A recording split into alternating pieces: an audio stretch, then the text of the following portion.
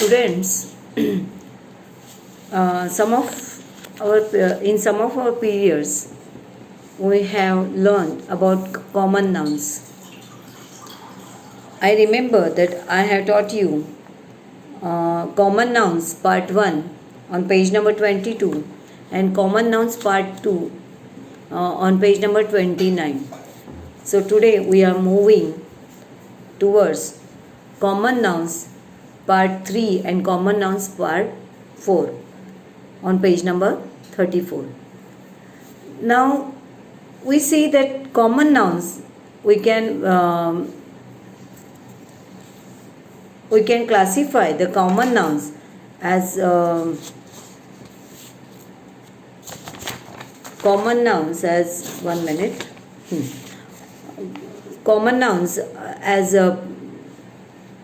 countable nouns and uncountable nouns.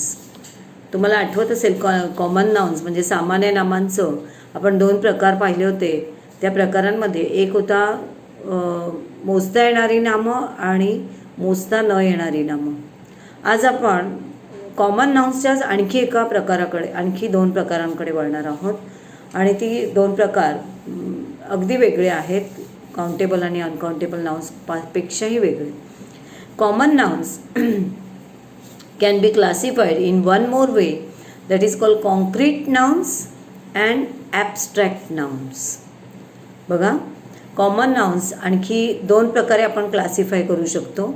एक प्रकार आहे concrete nouns and abstract nouns. ही जी नावं आहेत ही तुम्हाला पिंक कलरमध्ये या पेजवर दिसत आहेत. मी बोलत असताना तुमच्यासमोर ते पेज जे आहे 34 पेज ते उघडं असायला हवं. आता आपण बघू की concrete nouns means what. Concrete हा शब्द तुम्हाला ऐकल्यासारखा वाटत असेल. तुम्हाला माहिती आहे की कॉन्क्रीट रोड्स बनवतो आपण, कॉन्क्रीट बिल्डिंग्स बनवतो, कॉन्क्रीट फुटपाथ बनवतो. मग कॉन्क्रीट म्हणजे काय? कॉन्क्रीट म्हणजे पक्के. पण ग्रामरच्या भाषेमध्ये कॉन्क्रीट नाउन्सला आपण मराठीत म्हणता येईल की मूर्त नामे. म्हणजे काय? तर concrete nouns means anything that you can see, you can touch, you can smell, you can taste and you can hear. That is concrete. The words that refer to objects that we can experience only with our sensory organs. Now all of you know, you are so intelligent students, all of you know which are our sensory organs. आपली ज्ञानेंद्रियांच्या मार्फत ज्या वस्तूंना आपण अनुभवतो त्यांना आपण concrete nouns असं म्हणतो. म्हणजे मूर्त नामं. म्हणजेच जे असे ऑब्जेक्ट्स, अशा वस्तू that we can experience only with our sensory organs. Sensory organs म्हणजे आपले ज्ञानेंद्रिय. अशा वस्तू ज्यांचा अनुभव आपण केवळ आपल्या ज्ञानेंद्रियांच्या मार्फत घेऊ शकतो. म्हणजेच by seeing with our eyes, by smelling with our nose, by tasting with our tongue, by hearing with our ears and by touching with our skin. आपले जी 5 सेन्सरी ऑर्गन्स आहेत, ज्ञानेंद्रिय आहेत, डोळे, कान, नाक, जीभ आणि त्वचा, या 5चा उपयोग करून ज्या ऑब्जेक्ट्सना आपण अनुभव, ज्या वस्तूंचा, ऑब्जेक्ट्स म्हणजे वस्तू, ज्या वस्तूंचा आपण अनुभव घेतो त्यांना आपण कॉन्क्रीट नाउन्स असं म्हणतो. थोडक्यात आणखी सोप्या शब्दात सांगायचं झालं तर अशा वस्तू ज्या आपल्याला डोळ्यांनी दिसतात, कानांनी ऐकू येतात, जिभेने ज्याची आपण चव घेऊ शकतो, नाकाने ज्याचा आपण वास घेऊ शकतो आणि त्वचेने ज्याला आपण स्पर्श करू शकतो, अशा वस्तू, अशा ठोस वस्तू त्याला आपण म्हणतो कॉन्क्रीट नाउन्स. फॉर एक्झाम्पल, आता या ठिकाणी एक्झाम्पल दिलेत. School, home, cards, butterflies, child, foot, carpet, book, ocean, bottles, mountains. आता ही जी मी सगळी सांगितली नावं ती कशाची एक्झाम्पल्स आहेत? कॉन्क्रीट नाउन्सची एक्झाम्पल्स आहेत. Now concrete noun stand for things that you can actually touch or see. प्रत्यक्षात ज्यांना आपण स्पर्श करू शकतो, डोळ्यांना जे दिसू शकतात, हाताने आपण ज्याला स्पर्श करू शकतो, ज्याला आपण पकडू शकतो, अशा सगळ्या वस्तू ज्याला आपण म्हणतो कॉन्क्रीट नाउन्स. आणि आता कॉन्क्रीट नाउन्सची मी उदाहरणं तुम्हाला सांगितली. आणखी काही उदाहरणं तुम्हाला सांगते. For example mountain. Now mountain is a concrete noun. मूर्त नाम आहे ते. Because mountain you can C with your eyes. Mountain can be seen with your eyes. पर्वत ही अशी वस्तू आहे, असं ऑब्जेक्ट आहे जी तुम्ही डोळ्यांनी पाहू शकता. पर्वत किंवा डोळ्याने दिसणाऱ्या कुठल्याही वस्तू. जसे की आता तुम्हाला माझ्या मागे कपाट दिसते, कप्बोर्ड, बुक्स दिसतात, वस्तू दिसत आहेत, पर्सन दिसते. So that is concrete noun. Sawant teacher concrete noun. कारण ह्या गोष्टी तुम्हाला दिसत आहेत डोळ्याने, त्या तुम्हाला स्पर्श करता येतात. So that is concrete noun. The second example is an incense sticks. Incense sticks म्हणजे अगरबत्ती. Incense sticks you can smell it by your nose. अगरबत्तीचा सुगंध तुम्ही तुमच्या नाकाने तो घेऊ शकता, बरोबर की नाही? मग अगरबत्ती कॉन्क्रीट नाउन. ट्रम्पेट और tabla. Tabla is a concrete noun because you can hear the sound of tabla with your ears and you can hold the tabla with your hand. You can touch the tabla with your hand. So that is also concrete noun. Now noodles or pizza, your favorite thing. Noodles or pizza, you can taste it by your tongue. The noodles and pizza can be tasted by your tongue. Noodles आणि pizza तुम्ही हातात उचलून खाऊ शकता, तुम्ही हातात पकडू शकता, होल्ड करू शकता. You can taste it by eating. तुम्ही त्याला खाऊन टेस्ट करू शकता. So that is also pizza and noodles are also concrete noun. नाव tea. You can drink it, so that is also concrete noun. Rain is also concrete noun. Water is also concrete noun because you can feel that water by touching it. तुम्ही त्याला स्पर्श करून तुम्ही हे पाणी आहे हे सांगू शकता. सो डोळ्यांना दिसणारे आणि प्रत्यक्ष ज्याचा अनुभव आपण घेऊ शकतो, डोळ्यांना दिसणारे ज्याचा स्पर्श आपल्याला जाणवतो, स्पर्श आपण ज्याला करू शकतो, कानांनी ज्याचा अनुभव घेऊ शकतो, जिभेने ज्याला आपण टेस्ट करू शकतो, नाकाने ज्याचा आपण स्मेल घेऊ शकतो, त्या सगळ्या गोष्टींना, वस्तूंना, त्या सगळ्या ऑब्जेक्ट्सना आपण कॉन्क्रीट नाउन्स असं म्हणतो. नाव the second classification of common noun, that is abstract nouns. Now what is abstract noun? Abstract nouns are opposite of concrete nouns. They can only be thought of or felt. Abstract nouns means only those nouns are only in your thoughts, or you can feel that nouns. Means here is a definition of abstract noun.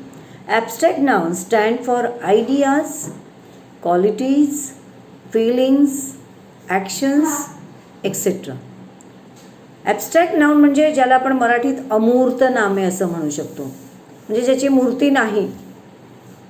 मगाशी पाहिली ती मूर्त नामे आणि आता पाहतोय ती अमूर्त नामे, म्हणजे मूर्ती नाही, जिला आकार नाही, जी स्पर्श नाही करता येत, जी टेस्ट नाही करता येत, डोळ्यांना दिसत नाही. Only we can feel that thing. Those are only ideas of our thoughts. आपल्या डोक्यातल्या आयडियाज ह्या सगळ्या ॲबस्ट्रॅक्ट नाउन्स असतात, कारण त्याला कुठलंच मूर्तरूप नसतं. तुमची स्वप्न, your dreams are also abstract nouns because it has no any shape or no any shape or no any test or nothing. ते फक्त तुमच्या डोक्यातली कल्पना असते. आयडियाज म्हणजे तुमच्या कल्पनांना कुठलंच मूर्तरूप नाही. So that is also abstract noun. Now second thing I said qualities म्हणजे तुमची गुणवैशिष्ट्य. सो आपण म्हणू शकतो की Ayush is very intelligent boy. Now Ayush is concrete now. Ayush is concrete now because that is person. We can touch him, we can see him with our eyes.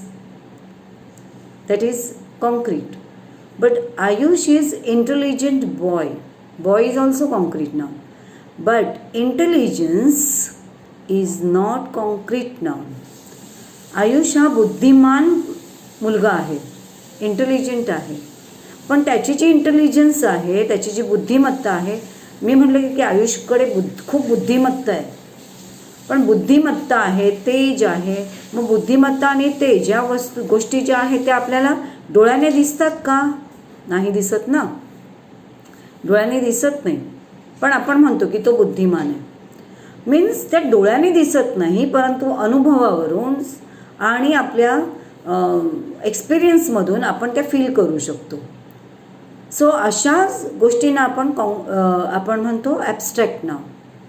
Abstract noun means आता त्यांनी काही इथे examples दिले. Life, time, unity, progress, happiness, childhood, movement. Childhood means बालपण. आपण म्हणतो my childhood was very happy for me. माझं बालपण हे खूप आनंदी होतं, सुखी होतं. मग आता बालपण हे नाऊन आहे, बट बालपण ही वस्तू आहे का, मूर्त रूप आहे का, त्याला काही नाही. मग ती गोष्ट अमूर्त रूप आहे ती. मग आपण त्याला ॲबस्ट्रॅक्ट नाऊन असं म्हणतो. हॅपीनेस आनंद, सुख, समाधान. माझ्याकडे सुख आहे, माझ्याकडे समाधान आहे, आनंद आहे असं आपण म्हणतो. पण मग ती वस्तू दाखवता येते का? नाही. Only you can feel your happiness, sadness, talent, wealth, worry म्हणजे चिंता, ब्युटी, ब्रेवरी म्हणजे शूरपणा, बहादुरी, ब्रेवरी, काम, फिअर म्हणजे भीती, जॉय आनंद, फेथ म्हणजे विश्वास, श्रद्धा, poverty. These are all the examples of abstract noun. आता मी जे सगळे शब्द वापरले ते सगळे ॲबस्ट्रॅक्ट नाउन्सचे शब्द होते. जसे की आता आपण म्हणतो की मला माझ्या आईवडिलांची खूप काळजी वाटते. सो काळजी म्हणजे care. No care is also noun but abstract noun. काळजी वाटते ती दाखवू शकता तुम्ही? नाही ना दाखवू शकत. काळजी फक्त फील करू शकतो आपण.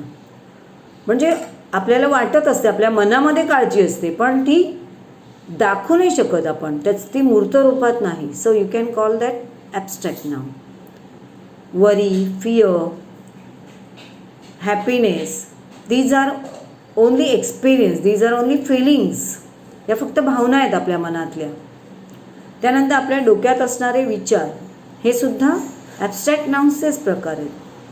तर अशा प्रकारे ॲबस्ट्रॅक्ट नाउन म्हणजे अशा गोष्टी की ज्या डोळ्यांनी दिसत नाहीत, हाताने स्पर्श करता येत नाहीत आणि ज्या केवळ आपण फील करू शकतो, ज्याचा एक्सपिरियन्स आपण घेऊ शकतो. काही गुणवैशिष्ट्य पण, जसं आपण आणखी एक उदाहरण मला तुम्हाला सांगायचं राहून गेलं की आपण म्हणतो की Aishwarya is very beautiful girl. She has so much beauty. Aishwarya has so much beauty. आपण म्हणतो की ऐश्वर्या खूप सुंदर मुलगी आहे, खूप सौंदर्य आहे तिच्याजवळ. सो सौंदर्य, मग आता ती दाखवू शकते ऐश्वर्या भेटली तर सौंदर्य काय आहे ते खिशातून काढून? नाही ना, कारण पेनासारखी ती वस्तू नाही किंवा पैशांसारखी वस्तू नाही की काढली आणि दाखवली. Beauty, you can feel that beauty. तुम्ही ते अनुभवू शकता, फक्त डोळ्यांनी दिसू डोळ्यांना ते जाणवतं फक्त. तर त्याला आपण काय म्हणतो? त्याला आपण म्हणतो ॲब्स्ट्रॅक्ट नाउन. भारतामध्ये आपण म्हणतो की पॉवर्टी आहे. पॉवर्टी म्हणजे गरिबी आहे. गरिबी दिसण्यासारखी वस्तू नाही, पण फील होण्यासारखी वस्तू आहे. पॉवर, शक्ती, बळ. युनिटी, ऐक्य. आमच्यामध्ये ऐक्य आहे, आमच्या वर्गात सगळ्यांमध्ये आमच्यामध्ये ऐक्य आहे. मग ऐक्य ही वस्तू आहे का डोळ्यांना दिसणारी? नाही. मीन्स युनिटी अमंग युअरसेल्फ, तुमच्यामध्ये असणारी unity. So unity is also abstract noun.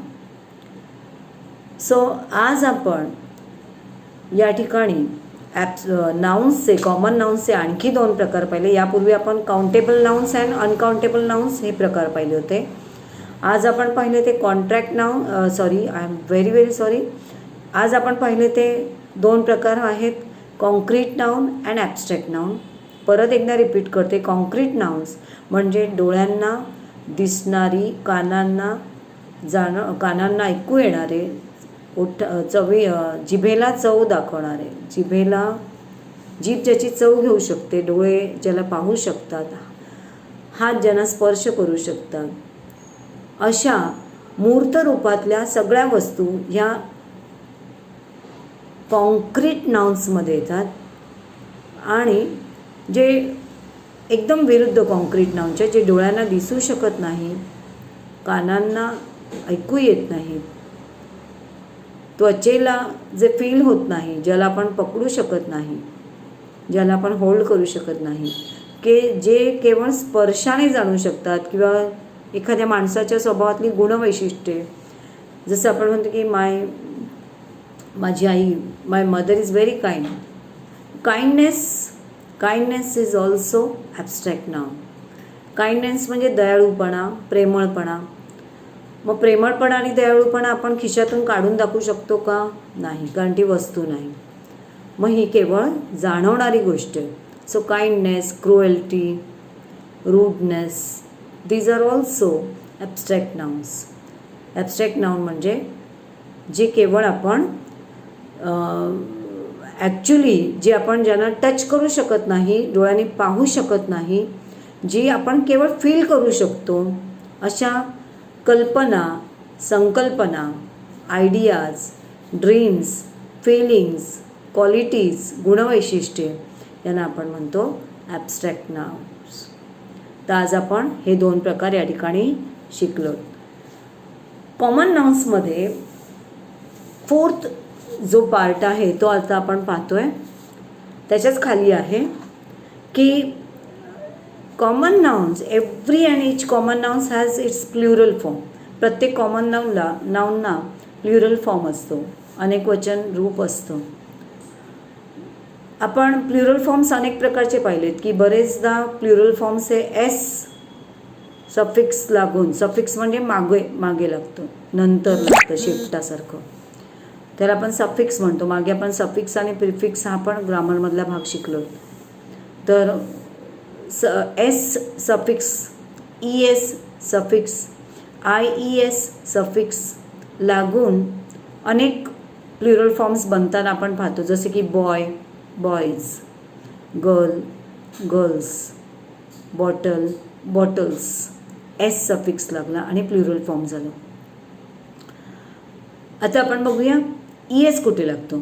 ते आपण अगदी 5वीपासून शिकतोय, आता मी ते रिपीट नाही करणार.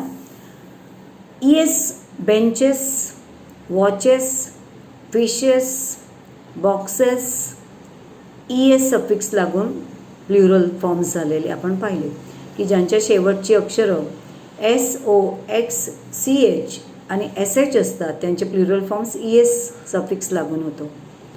त्यानंतर आपण बघूया पपी, पपीज, फेरी, फेरीज, स्टोरी, स्टोरीज.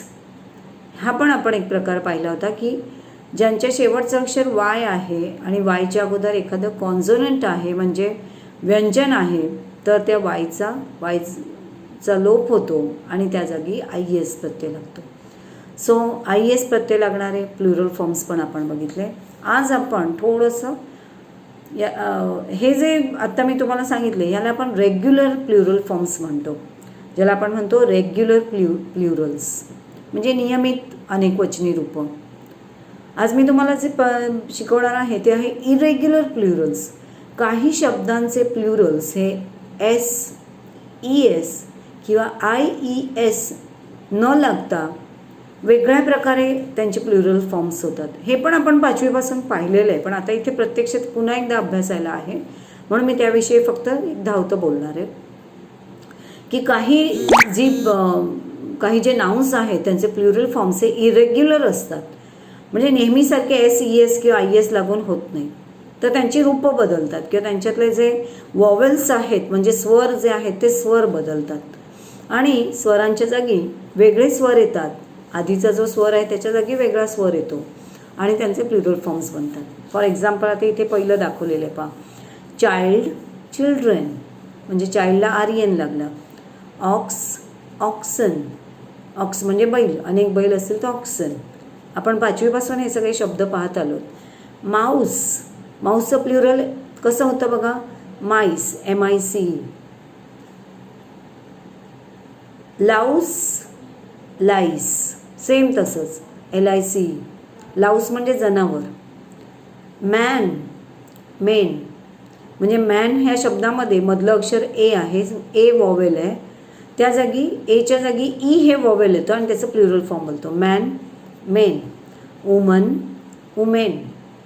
फूट, फीट म्हणजे डबल ओच्या जागी ते दोन्ही वॉवेल्स बदलून डबल ई लागतं, फूट, feet.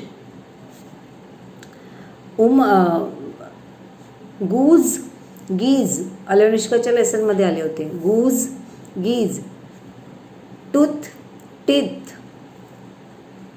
Woman, women. Leaf, leaves. Calf, cows. Person, people. बघा किती शब्द बदलला. पर्सन म्हणजे एक व्यक्ती, पण अनेक व्यक्ती असतील तर त्याला पर्सन्स म्हणत नाहीत, त्याला म्हणायचं पीपल. सो अशा प्रकारे काही some common nouns have irregular forms, plural forms. So आता मी तुम्हाला या ठिकाणी कॉमन नाउन्स पार्ट 3 आणि कॉमन नाउन्स पार्ट 4 विषयी काही लेखन जे आहे तुम्हाला करायचं वहीमध्ये, जे बघून तुम्हाला लिहायचं आहे ते मी आता पाठवणार आहे. त्याच्या खाली एक छोटासा प्रश्न पण घालणार आहे तुमच्यासाठी, तर तो सुद्धा तुम्हाला सोडवायचा आहे. आणि आजच्या होमवर्कमध्ये तुम्हाला जे एक स्पेसिमेन दिलं होतं लायब्ररी मेंबरशिपसाठीचं, ते पण तुम्हाला लिहून आज काय करायचं आहे, पाठवायचं आहे. परत एकदा मी तुम्हाला आठवण करून देते. I give remembrance to you that if you send your homework regularly, then I can note down your presenting. Otherwise, you are not present for today's class. जर आजचा अभ्यास नाही पाठवला तुम्ही उद्या सकाळी 12पर्यंत, तर तुमची ॲब्सेंटी धरली जाते, हे लक्षात ठेवा. तर अशा प्रकारे तुम्हाला आज जो आपण पाहिलं ते आहे पेज नंबर 33 आणि पेज नंबर 34वर आणखी एक अभ्यास आहे, तो तुम्हाला करायचा आहे. त्यामध्ये आहे TOW, 2 minutes of oral work. खूप सोपा भाग आहे, तोंडी सोडवायचा असतो हा, पण आज आपण तो लेखी सोडवणार आहोत. एकदम छोटासा आणि साधासा भाग आहे, मी सांगते समजावून. TOW, 2 minutes of oral work. Tell as many words as possible related to the given words within 2 minutes. तुम्हाला रिलेटेड वर्ड्स लिहायचे.